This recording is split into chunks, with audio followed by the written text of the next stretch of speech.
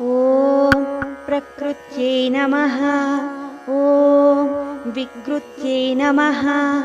ॐ विद्यायै नमः।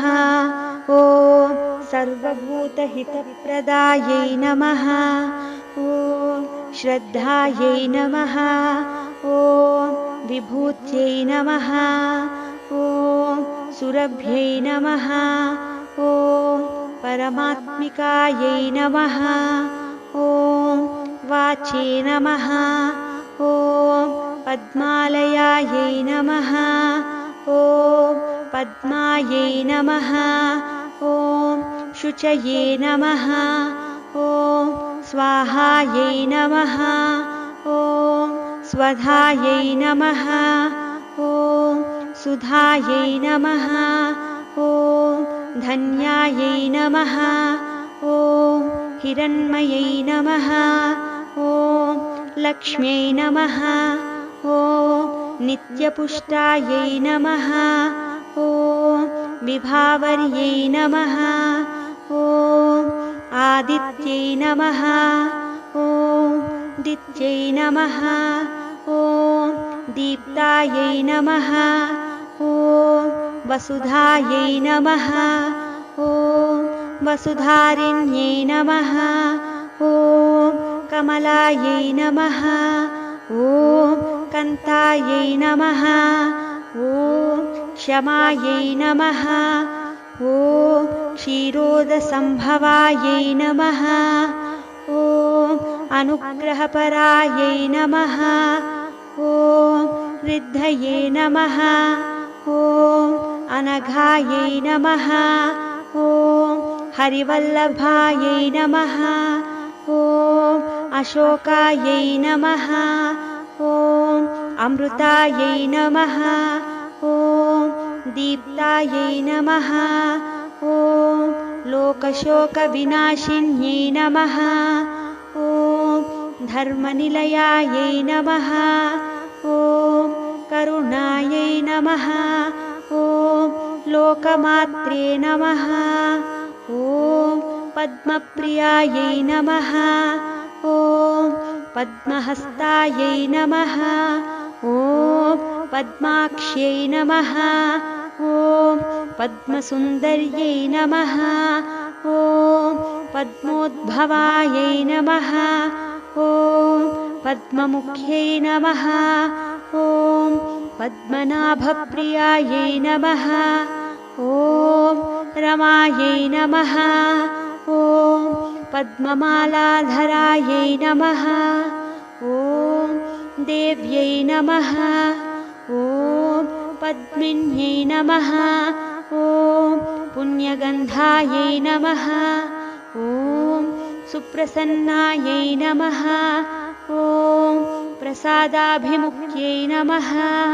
ॐ प्रभायै नमः।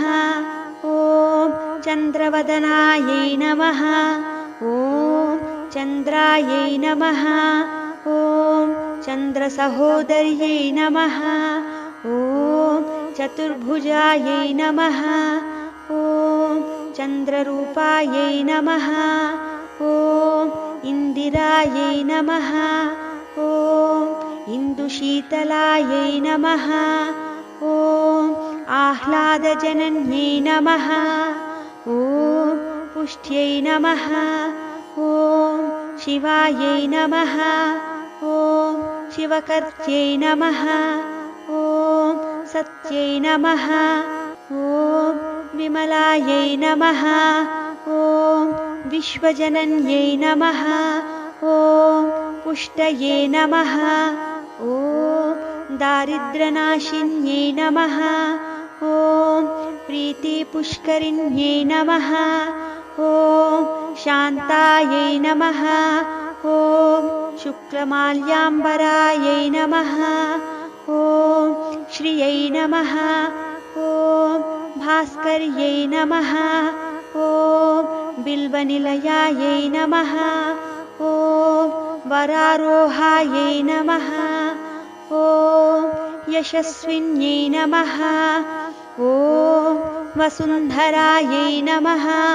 ॐ उदाराङ्गायै नमः ॐ हरिण्यै नमः ॐ हेममालिन्यै नमः ॐ धनधान्यकर्यै नमः ॐ सिद्धये नमः ॐ स्त्रैणसौम्यायै नमः ॐ शुभप्रदायै नमः ॐ नृपविष्मगतानन्दायै नमः ॐ वरलक्ष्म्यै नमः ॐ वसुप्रदायै नमः ॐ शुभायै नमः ॐ हिरण्यप्राकारायै नमः ॐ समुद्रतनयायै नमः ॐ जयायै नमः ॐ मङ्गलदेव्यै नमः ॐ